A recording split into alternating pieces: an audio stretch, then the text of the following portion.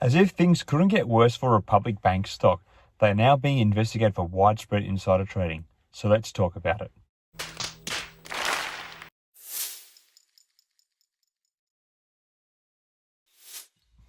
Hi again, everyone. I hope you're doing really well.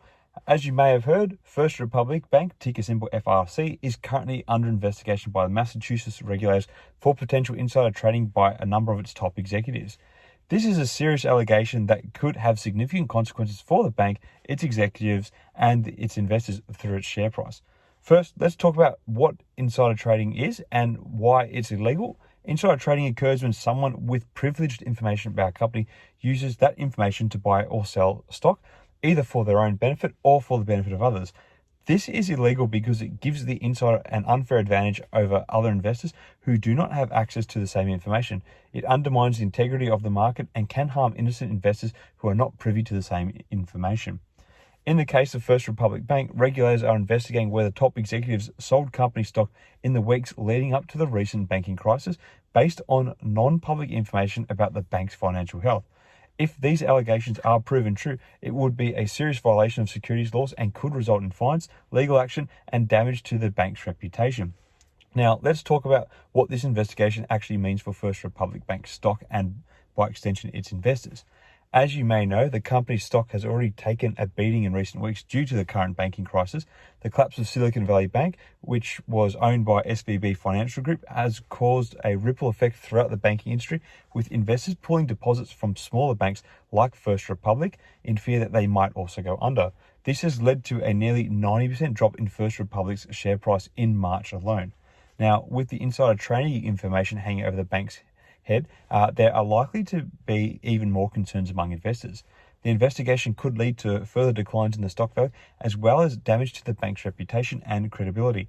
If the allegations are proven true, there could also be regulatory consequences that could impact the bank's financial performance. It's worth noting that First Republic Bank has been particularly vulnerable to the recent banking crisis due to its focus on high net worth customers and its strategy of offering preferential rates on mortgages and loans.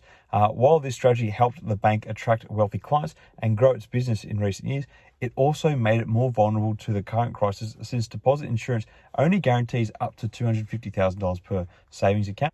And there is no guarantee in the event that the bank goes under that they will get similar treatment to some of the other banks that have folded, as it is on a per case basis. All these factors combined paint a challenging picture for First Republic Bank and its investors. The banking crisis has already taken a toll on the company's stock, and the insider trading investigation only adds to the uncertainty and risk. While it's too soon to say what the outcome of the investigation will be, it's clear that the bank and its executives will need to be transparent and cooperative in order to restore confidence among investors and regulators. In the broader context of the banking industry, this investigation is just one example of the increased scrutiny and regulation that banks are facing in the wake of the recent crisis. Regulators, federal prosecutors, and the SEC are all probing the collapse of Silicon Valley Bank and other banks that have been affected by the crisis. This heightened regulatory environment could lead to a stricter enforcement and greater oversight, which could impact the entire banking industry. So in conclusion, the insider trading investigation at First Republic Bank is a serious matter that could have significant consequences for the bank and its investors.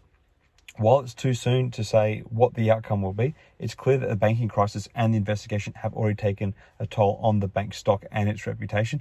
Investors and regulators will be closely watching the situation to see how it unfolds, and it will be up to the bank's executives to take the necessary steps to restore confidence and trust in the bank and the broader market.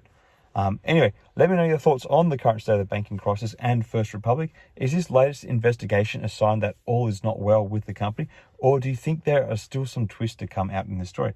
Let me know your thoughts in the comments below. Until next time, everyone, may the markets trade in your favor. Cheers.